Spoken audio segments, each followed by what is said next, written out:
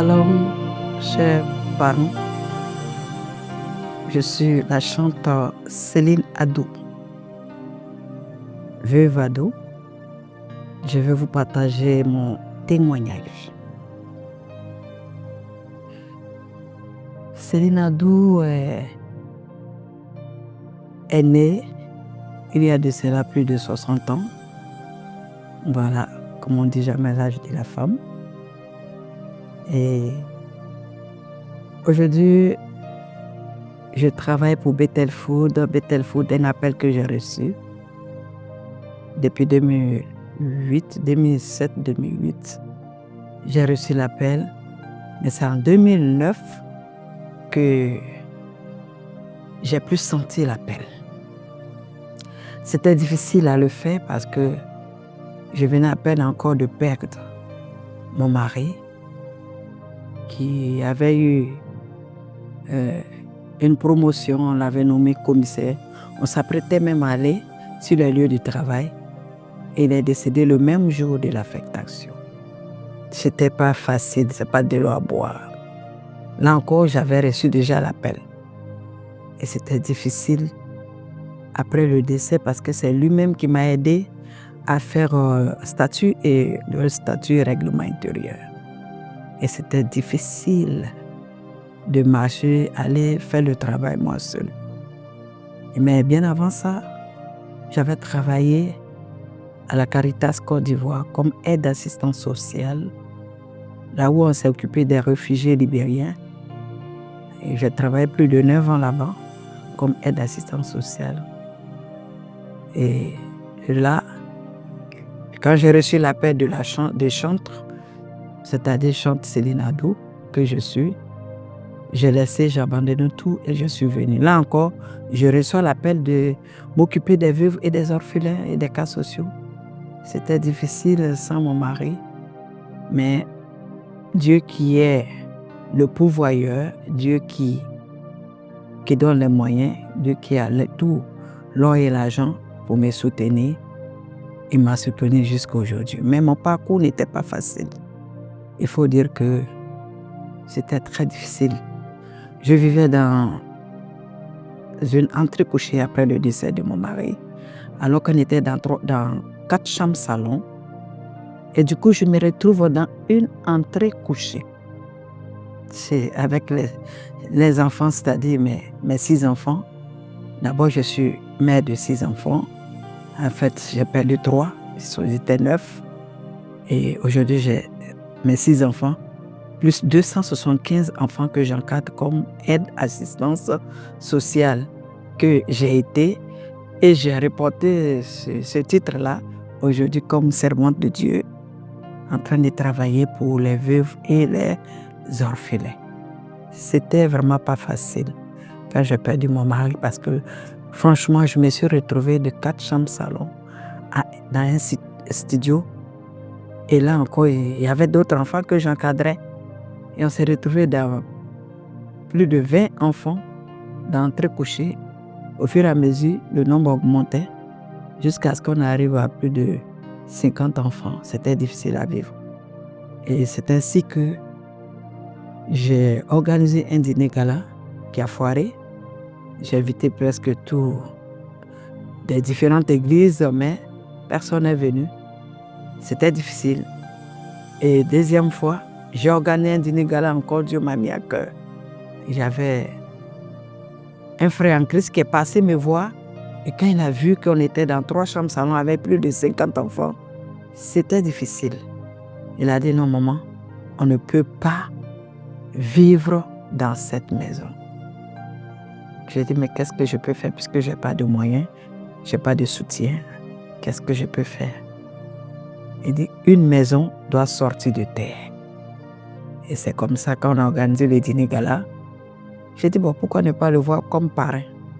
Et quand je lui ai dit, je veux que tu sois mon parrain, il m'a dit, maman, je vais être plus qu'un parrain. Et c'est comme ça. J'ai organisé, j'ai invité plus de 1000 personnes. Et il y a au moins 200 à 250 personnes qui se sont présentées. J'ai invité plus de plus de combien de pasteurs? Plus de 300 pasteurs. Il n'y avait que 3 qui étaient venus. C'était difficile. Pour une servante de Dieu, moi j'avais échoué. Mais Dieu avait un plan pour moi. Oui, Dieu avait un plan. C'est pour cela que j'ai fait ma main sur Dieu a un plan pour moi. J'ai fait ça sur mon album. Et il faut dire que ce n'était pas facile. J'étais assise là en train de regarder dans le vide, me dire mais j'ai échoué encore. Il y a une voix qui va me dire tout bas, je ne partage pas ma gloire. Je ne partage pas ma gloire. 2 fois, 3e fois, je soulève ma tête avec les larmes. Je vois M. Loukou qui rentre, le groupe Le Figuier qui est venu avec sa famille. J'ai dit, ah mais on a fini la cérémonie. Il dit, maman Adou, c'est maintenant que nous commençons la cérémonie. J'ai dit, waouh. Et il était assis, il a pris le micro. Je lui ai dit que j'ai dédié un tableau pour lui parce qu'il nous soutient. Il dit, non, moi je n'en ai pas besoin. Comme ça, il prend le micro et il dit, maman Adou, je vous donne un terrain de 60 millions. J'ai dit bien un terrain de 60 millions. C'est-à-dire le terrain de 1000 mètres carrés a fait que je vous donne ce terrain pour que vous construisez un orphelinat. J'ai dit, j'ai fermé mes yeux comme je l'ai fait actuellement. J'ai ouvert, je me disais que j'étais en train de rêver alors que c'était une réalité. J'ai dit, mais c'est le coup vous a dit oui, avec sa femme, son fils, que c'est le terrain de ses enfants, son fils qui est là, mais il donne comme un cadeau pour qu'on puisse construire un orphelinat. Waouh! C'était énorme. J'ai dit, mais je n'ai pas perdu, c'est Dieu vraiment. La parole que je venais de recevoir, c'est la parole qui est en train de s'accomplir. Dieu a un plan pour moi.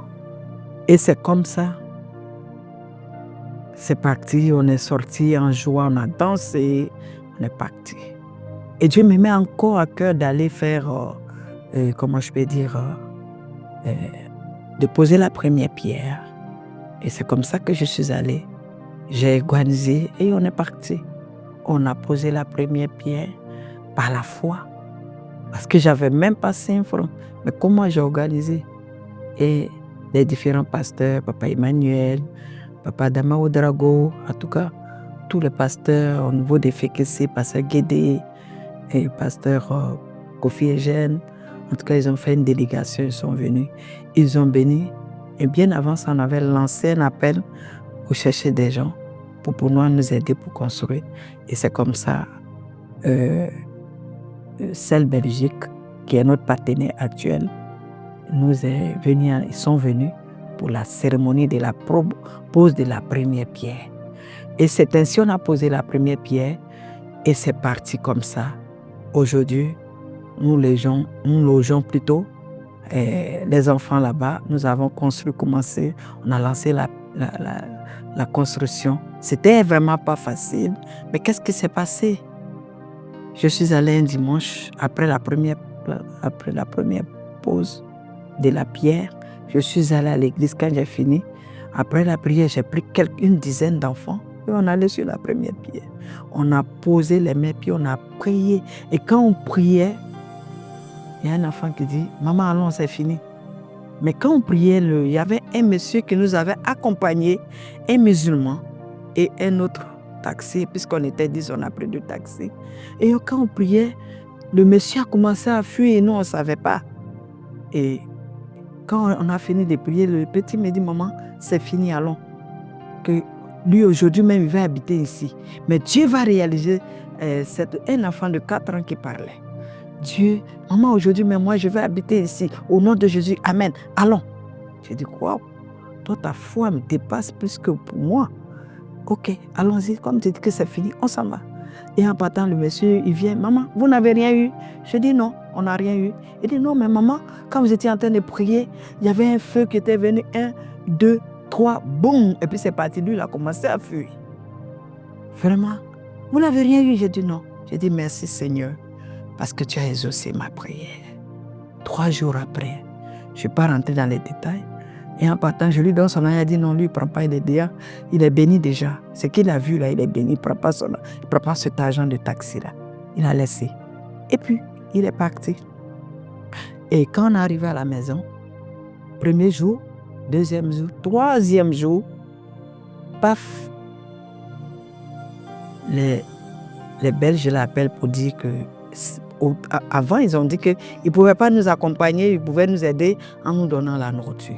À notre grande surprise, ils appellent pour dire Céline, on a eu 35 millions que nous allons vous amener et vous allez prendre pour construire parce qu'il y a une dame qui est décédée, qui a légué ses biens et c'est à vous qu'on a pensé. Je dis gloire à Jésus, gloire à Jésus, alléluia. J'étais dans tout. Les enfants disent, maman, il y a quoi? Je dis, on vient d'avoir un jackpot. Puis j'ai commencé à crier dans la maison. Les enfants étaient contents. Wow, ils étaient tous contents. Parce que là où on vivait, il y avait l'eau qui versait sur nous. Quand il pleut, je n'ai pas envie de rentrer à la maison. Je reste à l'église. Et puis quand j'arrive, les enfants ont mis des barriques partout, des cuvettes partout. Et Dieu a fait la grâce que j'ai ce terrain et qu'on nous envoie encore 35 millions pour commencer les travaux. J'ai béni le nom du Seigneur. Et depuis ces jours, on a commencé à lancer les appels de partout. Jusque-là, on n'a pas encore fini, mais nous logeons là où nous sommes actuellement. Mais il faut dire que ce n'était pas facile. On est arrivé, il n'y avait pas de courant, il n'y avait pas d'eau. On puisait l'eau derrière la route là-bas, on allumait la bougie. Et Dieu a encore fait un miracle. Dieu est venu à notre secours. Il y a un musulman, je dis bien un musulman, qui passait, qui a vu qu'on était dans le noir. Et il est venu. On avait peur d'ouvrir la porte, dit ouvrez, que maman, je suis venu en paix. Il a dit, mais qu'est-ce qui prouve, il est 20h, où on est là? Il n'y a même pas. Donc les enfants et moi, d'autres ont pris des gourdins. C'est lui qui est assis même dehors, lui, mais il avait pris un gros bois. Et d'autres ont pris des machettes, d'autres ont pris des cailloux. Et puis moi, je me suis mis devant. Et puis j'ai joué au louba. Et puis je leur ai dit, calmez-vous. Et j'ai ouvert la porte. Quand il est venu, le voilà tout petit devant nous. On était découragés. Puis on a jeté les bois. Il a dit, donc tout ça là était pour moi. Il a dit, non, on avait peur puisqu'on est seul dans le coin ici. En tout cas, c'était isolé là où on habitait. Il n'y avait pas de lumière, il n'y avait pas d'eau, il n'y avait rien. On a vécu là-bas pendant 4, presque 5 mois, sans l'eau, sans courant. Et c'est ce musulman-là qui est venu. Il a payé 2 250 000 pour qu'on puisse avoir le courant. Et la suite aussi, c'est la chantre Constance qui est venue avec son staff faire le culte là-bas. Et après le culte, ils ont constaté qu'on n'avait pas d'eau. Et c'est eux qui ont payé 1 500 000. Et puis on a pu avoir l'eau aujourd'hui. Il faut dire que notre parcours était vraiment pas facile. Jusque-là, on est en train de construire. On n'a pas de salle d'études. Salle, les enfants sont presque, disons au niveau des filles, elles sont 20 dans une chambre. Une grande chambre, mais les grandes et les petites ensemble, ça ne va pas. Donc on est en train de construire aujourd'hui. On est en train de lancer appel sur les réseaux sociaux un peu partout pour qu'on puisse avoir du ciment, on puisse avoir des graviers, du sable, des fers, des briques, etc. pour qu'on puisse faire au moins une grande chambre encore pour que tous les enfants, au jour d'aujourd'hui, nous avons 111 enfants qui habitent, disons 51 qui habitent là-bas sur le site et les 60 sont encore à Yopougon. Il faut bien que tous ces enfants puissent rassembler dans le même, pour qu'ils puissent bénéficier de la parole de Dieu, de l'enseignement et de la réussite. Il faut dire que ce n'est vraiment pas facile, mais en tant que je lutte parce que je n'ai pas de subvention, je ne vis pas d'un donateur. Je n'ai pas de moyens pour dire que je vais prendre pour pouvoir construire et les élever. Leur scolarité fait 22 millions par an. Voilà les vacances qui arrivent, voilà la rentrée qui arrive, voilà la construction. C'est vraiment pas facile pour moi. Il faut dire que c'est pas facile. Et il y a Michel Michel, il faut dire que c'est un donné de Dieu. C'est Dieu qui me l'a donné. Oui, Dieu me l'a donné. Pourquoi? Parce qu'il était malade, il avait une masse. Et cette masse a été opérée. Aujourd'hui, si vous voyez, vous ne pouvez même pas boire l'eau, vous ne pouvez même pas manger.